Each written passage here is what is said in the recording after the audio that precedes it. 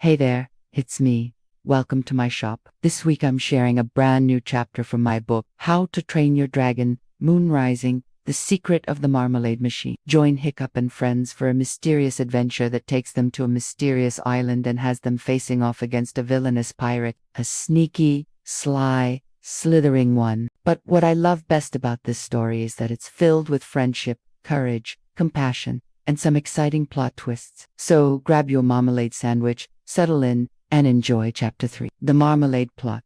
The next morning, Tittleton woke to a sky as blue as a blueberry and a sun that winked through the curtains. But in Matilda's house, the real magic was still swirling in the attic. Matilda, Pip, and Gran gathered around the midnight marmalade machine. Mr. Nibs was nibbling a crumb of cheese and looking very pleased with himself. "Right," said Gran. "If we're going to keep this machine safe from Mayor Grumble, we'll need a plan cleverer than a fox in a henhouse." Pip, who had spent the night dreaming of tap-dancing shoes and talking mice, grinned. "Let's use the marmalade. If it can make us float and talk to animals, maybe it can help us hide the machine." Matilda's eyes sparkled. "Or even better, maybe it can help us trick Mayor Grumble." Gran nodded. "But remember, the marmalade's magic is unpredictable. You'll never know what you'll get." Mr. Nibs piped up. "I once saw a cat eat a spoonful and spend the whole day speaking in riddles. Drove the dogs absolutely bonkers." Matilda giggled. "Let's try a little and see what happens." She scooped a tiny bit of marmalade onto a cracker and took a bite. Instantly, her ears tingled and grew just. Suddenly, she could hear the faintest whispers from the garden below. "Did you water the daisies?" "Not yet. I'm waiting for the sun to move. Don't forget,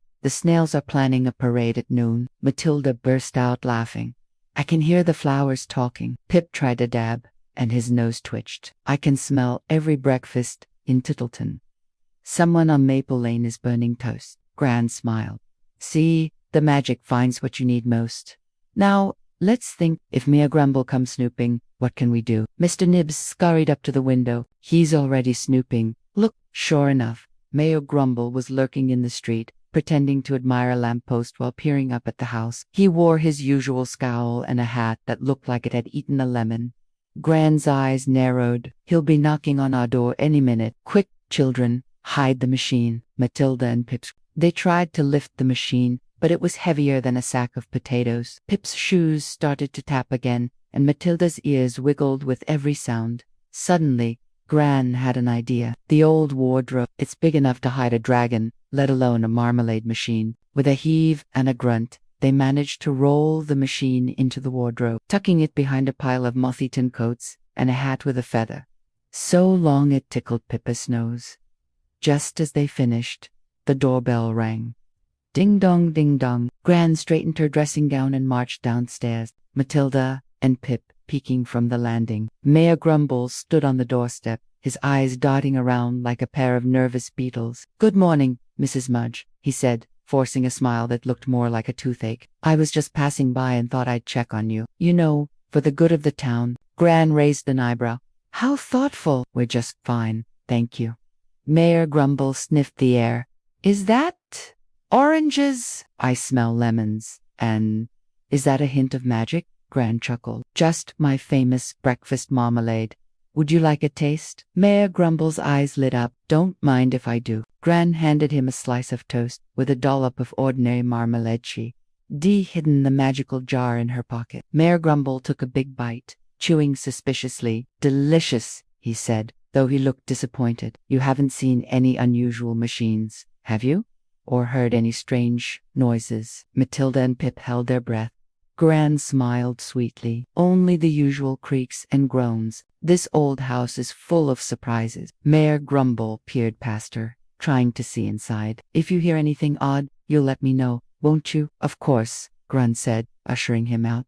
"Now, if you'll excuse us, we have a busy day ahead." As soon as the door closed, Matilda and Pip raced back to the attic. "That was close," Pip whispered. Gran winked. "He'll be back. We need to be ready." Mr. Nibs twitched his whiskers. "I'll rally the attic mice. If Grumble comes snooping, he'll get a surprise he won't forget." Matilda grinned. "And we'll use the marmalade's magic to protect the machine and maybe have a little fun along the way." As the sun climbed higher, the attic buzzed with excitement. Plans were made, traps were set, and the magical marmalade glowed in its jar, ready for the next adventure. For Matilda, Pip, Gran, and Mr. Nibbles, the real magic was just beginning. Thanks for joining me here today. Did you have a favorite part? Let me know in the comments below. And if you want to keep reading the adventures of Matilda, Pip, and Gran, well, all you have to do is follow the link in the description to snag a copy of How to Train Your Dragon, Moon Rising, The Secret of the Marmalade Machine, or you can visit my website for more fun stuff. Until next time, happy reading, and remember, magic can be found anywhere if you know where to look.